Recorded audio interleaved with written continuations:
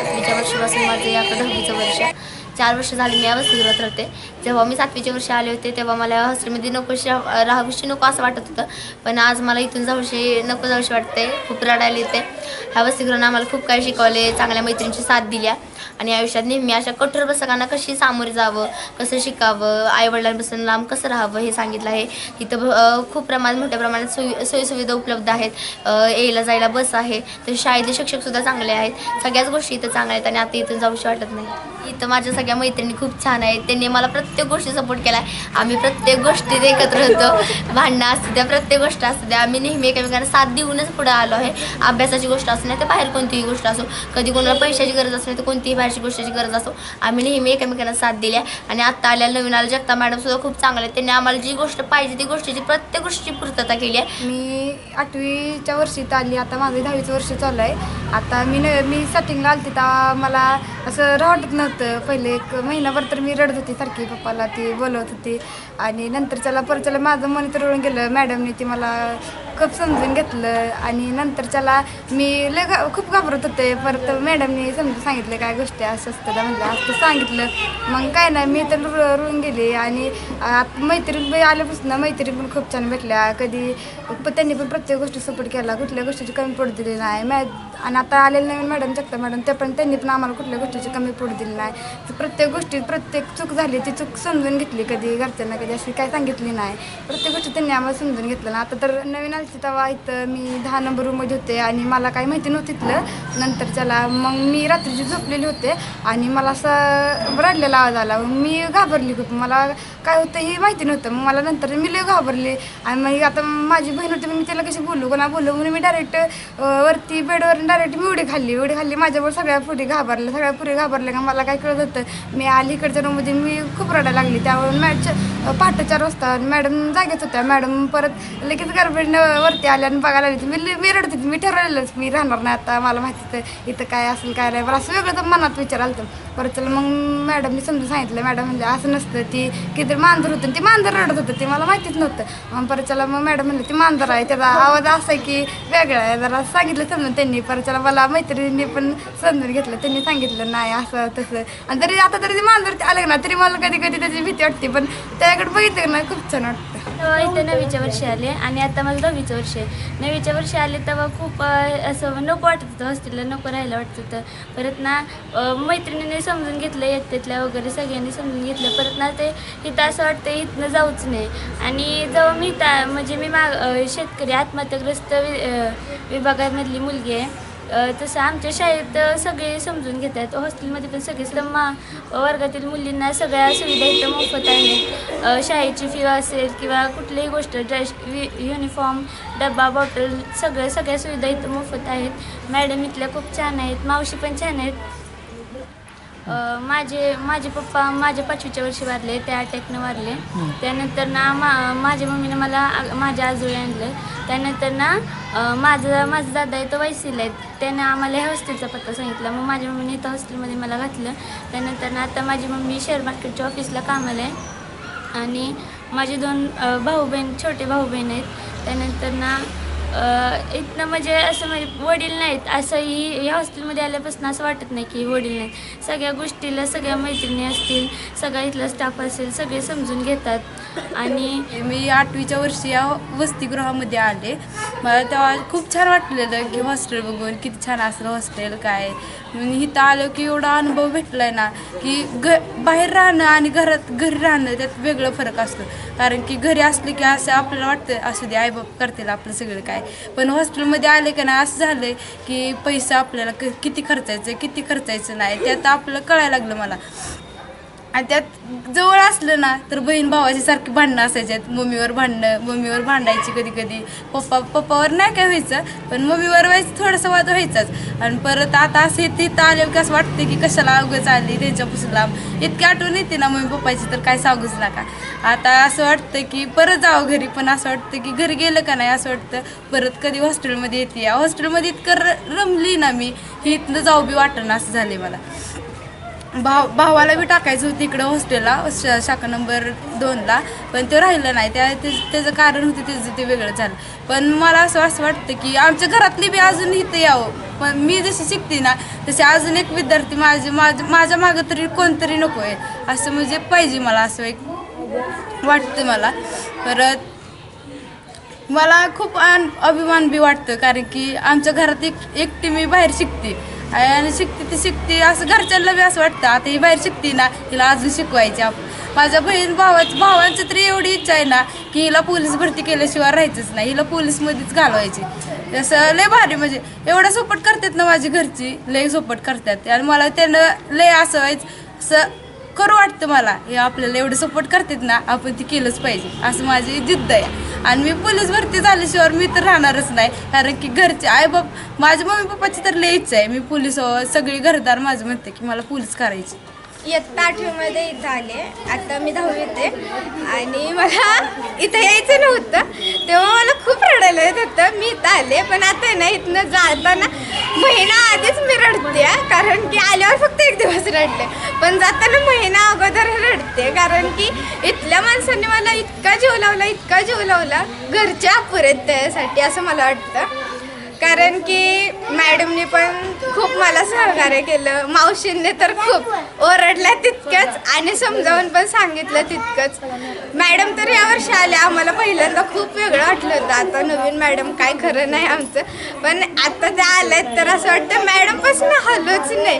10वीचा अभ्यास पण तेवढाच, आता अभ्यास तर जसे पेपर जवळ यायला लागले तसं तर अभ्यासातनं मनच उडायला लागले, कारण की इथनं पाय तर निघत पण नाही आहे. आणि आता जायच्या दिवशी तर काय होणार आहे काय माहीत नाही, कारण की कंप्लीट महिना राहिला आहे आणि डोळ्यात तर पाणी आहे. आठवडाभर आधीचे महिना होण्याच्या अगोदरच आहे, कारण की घरी मला ज्या गोष्टी येत नव्हत्या त्या इथं येऊन शिकले मी. रांगोळीत कधी वाटलं नव्हतं की मला रांगोळी काढता येईल, पण रांगोळीत 2 वर्ष झालं मी पहिला नंबर काढते. गेल्या वर्षी पण तेच, यावर्षी पण पहिला नंबर आला आहे माझा. याचा मला खूप अभिमान आहे, कारण की कधी रांगोळी हातात कशी घ्यायची हे माहिती नव्हतं. ती मुलगी 2 वर्ष झालं रांगोळीत पहिला नंबर काढते. आणि प्लस निबंधात पण यावर्षी तर माझा नंबर आला आहे. ऑन द स्पॉट निबंध स्पर्धा घेतल्या गेल्या मॅडमनी. आधीच्या मॅडम विषय देऊन सांगायच्या की तुम्ही निबंध तयार करा, मग मी स्पर्धा घेते. या मॅडमने ऑन द स्पॉट घेतलं, ते तर खूप छान. की डायरेक्ट मुलींना त्याच्यावरनं कळलं की मुलींना किती विचार करता येतं, आणि मुली खूप विचार करून इथं पण लिहितात. शाळेतल्या मुलींपेक्षा हॉस्टेलच्या मुली प्रत्येक ॲक्टिव्हिटीमध्ये पुढं असतात, फक्त शाळेत त्यांना नंबर भेटत नाही. त्यामुळं मॅडम इथं सगळं घेतात. शाळेत जेवढं मुली ॲक्युरेट करत नाहीत तेवढ्या इथल्या मुली करतात. विद्यानंद काळे, मी वसतिगृहात 7वीला आले आणि इथं मी आल्या खूप काय शिकले. आणि मला माहीत नव्हतं माझ्या तेवढ्या कला आहेत त्या, खेळाडू, रांगोळी, असं प्रत्येक माझ्या कला आहेत ती मला माहीत नव्हती. इथं आल्या मी शिकले. आणि मला पहिल्यांदा वसतिगृहात गाणं खेळ घेतले होते आणि मी ह्या प्रत्येक खेळात भाग घेतला होता. मला पहिल्यांदा असं की एकाच जागेला मला 7 बक्षिसं मिळाली होती आणि मला तेव्हा लय खूप आनंद झाला होता. मी बाहेर पडले, मला बाहेर पडल्यापासून असं कळालं की सगळ्याची जाणीव कळाली, पैशाची जाणीव कळाली, प्रत्येक राहण्याची जाणीव कळाली. आणि ते असं कधीच वाटलं नव्हतं मी जाईल हॉस्टेलला. घरचे पण म्हणले नको जाऊ, पण असं मैत्रिणी पहिल्या शाळेत असं ठरलं की जाऊया हॉस्टेलला, बाहेरचं जग बघायचं, बाहेर काय चाललंय, गावातच काय राहायचंय. नंतर ना मग आमचं ठरलं सगळ्यांचं की जाऊया. आलो, पण तिन्ही पण मैत्रिणीचं ॲडमिशन झालं नाही, फक्त माझं ॲडमिशन झालं. मग त्या तिथंच राहिला. पण असं मला कधी इकडं वाटलं पण नव्हतं. ज्यावेळेस मी आलते त्यावेळेस खूप रडलेली. मला इथं राहायचं थोडं पण मन झालं नाही, कधी राहावं नाही. महिनाभर तरी मी अशीच रडायची. कायम घरच्यांना फोन करून घरच्यांना सारखं सांगायची मला नेहला या, मला राहायचं नाही इथं कोण नाही, इथं मला थोडं पण राहायचं नाही. पण नंतर ना असं हळूहळू दिवाळीपर्यंत जरा असं वाटायचं, पण नंतर ना दिवाळी नंतर ना आलं जरा सवय झाली इथं 8वी त्याची. आहेत जरा पुरे आहेत सपोर्ट करणाऱ्या, असं तसं जरा तर मन झालं त्यावेळेस राहायचं. नंतर ना असं राहण्यात मग नंतर ना पण असं ज्या मैत्री गावाला राहिला त्यांना मी कधीच विसरू शकत नाही, कारण त्या एवढ्या क्लोज आहेत ना, मी कधीच त्यांना विसरू शकत नाही. त्या इथं माझ्यासाठी आल्या नाहीत, पण मी आले एकटे, मला लय वाईट वाटतं. आणि मी 2023ला मी 7वीच्या वर्षी पहिल्यांदा आलते. नवीन होतं हे सगळं, पण तरी दोघी बहिणींचं पहिल्यांदा ॲडमिशन झालं. माझं ॲडमिशन नव्हतं झालं, कारण की माझी ती शाळा होती सोनगावला, म्हणून आमचं ॲडमिशन झालं नव्हतं. माझ्या 2 बहिणीच्या चुलत म्हणजे सक्का मामा त्याच्या 2 पोरींचं इथं ॲडमिशन झालं. त्यांचं ॲडमिशन झाल्यानंतर मग आम्ही 5-6 बहिणी आहोत. आम्ही असं म्हणायला गेलं तर मग आमच्या घरात मोठी दिदी 2 बहिणी इथं, मग एकटीच गावाला राहणार म्हणून त्यासाठी आईने इथे पण माझं ॲडमिशन केलं. असं वाटलं की हॉस्टेलला आल्यावर कोण सपोर्ट करणार कोण नाही असं वाटत होतं, पण इथं आल्यावर कळलं की आपल्याला लय समजून घेतात मॅडम समजून घेतलं खूप. म्हणजे इथं एवढं छान आहे ना की बाहेरच्या जगात कुठंच नाही, पण इथं हॉस्टेलमध्ये एवढं चांगला अनुभव भेटतो ना आपल्या मुलींना, काय बोला नको. असं म्हणायला गेलं तर माझा पहिल्यांदा 8वीच्या वर्षी शाळेत नंबर आला होता. वाटलं पण होतं की कधी नंबर येईल माझा, ते बी हस्तलिखितात. ते शरद पवारांच्यावरती निबंध लिहिला, त्याच्यावर माझा पहिल्यांदा नंबर आला होता. हॉस्टेलमध्ये मला प्रत्येक पोरगी समजून घेते. आमची कधी भांडणं झाली तरी आम्ही मिळून येतो, कधीच असं पिढूस कधीच करत नाही. जसं म्हणायला गेलं तर असं पोरींवर आमच्याशी लईन भांडणं होतात, पण त्या पण आम्ही एकत्र येतो, एकत्र राहतो. खूप अभिमान वाटतो. म्हणजे किती आता बाहेर जर भांडणं झाली तर एखादी पोरगी म्हणते की तू माझ्याशी बोलू नको, मी तुझ्याशी बोलणार. पण इथं तसं नाही. इथं वयस भांडणं झाली की 4 मिनिटांनी दुसरी मुलगी लगेच बोलायची. असं इथं एकीचा म्हणजे असं एक साठी तुटून असं लय जवळच्या मैत्रिणी आहेत त्या, ह्यांना पण कधी विसरता येणार नाही अशा आहेत त्या. मी स्वाती दत्तात्रय जगताप रयत शिक्षण संस्थेच्या लक्ष्मीबाई पाटील वसतिगृहामध्ये अधीक्षिका या पदावरती कार्यरत आहे. या संस्थेची वसतिगृहाची स्थापना 1942मध्ये कर्मवीर भाऊराव पाटील व लक्ष्मीबाई पाटील यांनी स्थापना केलेली आहे. आणि या वसतिगृहामध्ये एकूण 60 मुली आत्ता वसतिगृहात वास्तव्यास आहेत. त्यामध्ये 42 मुली या मागासवर्गीय मुली आहेत. त्याचबरोबर आत्महत्याग्रस्त विभागातील 17 मुली आहेत. या वसतिगृहामध्ये सकाळी पहाटे 5 वाजल्यापासून दिनचर्या चालू होते. त्यामध्ये सकाळी उठल्यानंतर मुलींची प्रार्थना, त्याचबरोबर व्यायाम व त्याच्यानंतर मुलींची आंघोळे वगैरे होऊन मुलींना नाश्ता दिला जातो. त्याचबरोबर जेवण आणि त्याच्यानंतर मुली शाळेत जातात. अशा दररोज हे कार्य चालू असतं. या वसतिगृहामध्ये अनेक स्पर्धा घेतल्या जातात. त्यामध्ये चित्रकला स्पर्धा, निबंध स्पर्धा, भाषण स्पर्धा, तसेच विविध खेळही घेतले जातात आणि त्यामधून प्रत्येक मुलींचे नंबर काढले जातात. या वसतिगृहामध्ये विविध उपक्रम राबवले जातात. त्याच्यामध्ये रक्षाबंधनाचा कार्यक्रम घेतला जातो. तसेच अनेक सण साजरे केले जातात. त्यामध्ये मुलींना वेगवेगळे मिष्टान्न पदार्थ भोजन म्हणून दिले जाते.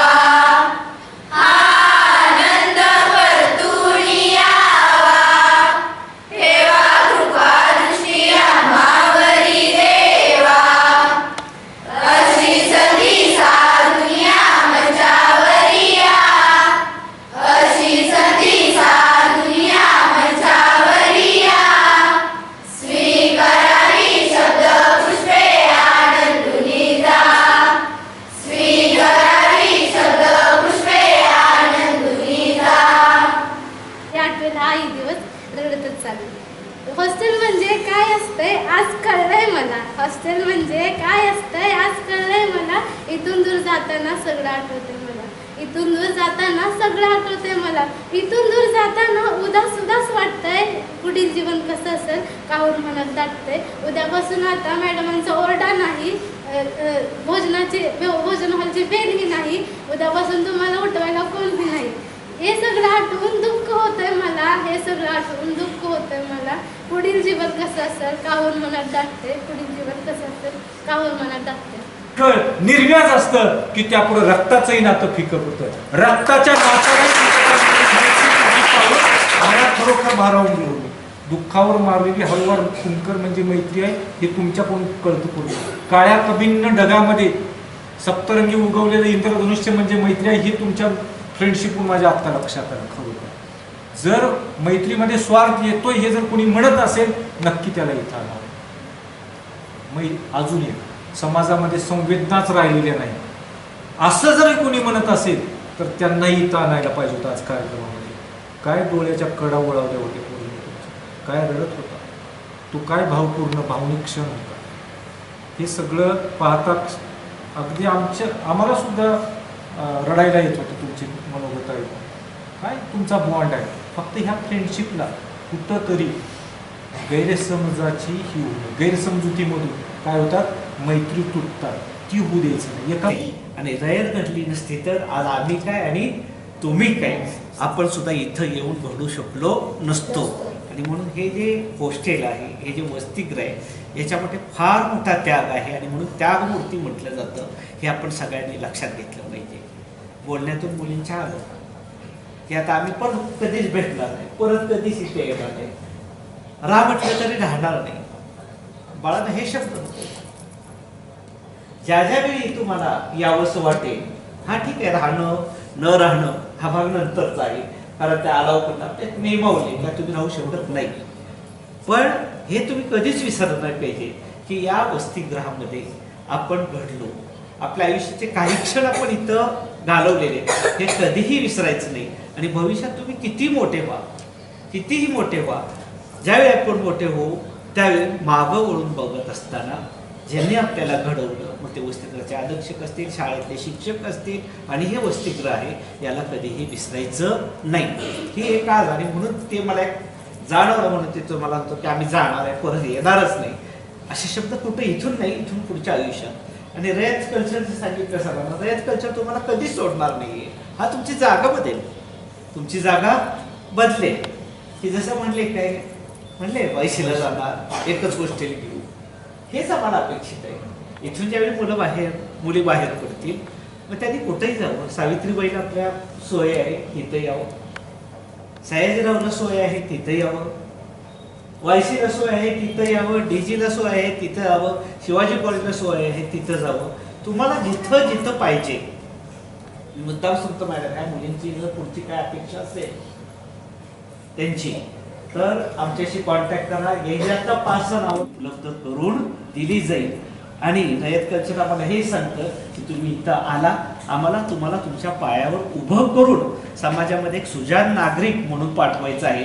आणि त्याच्यासाठी रयतची, आमच्या विभागाची काही मदत लागेल ती मदत मॅडमला सांगा. मॅडम थ्रू आमच्याकडे येईल, आमच्या थ्रू डॉक्टर साहेबांकडे जाईल आणि त्यांच्या थ्रू आपल्याला चांगल्या पद्धतीनं काम करता येईल. काका एक फोटो काढायला का 10वी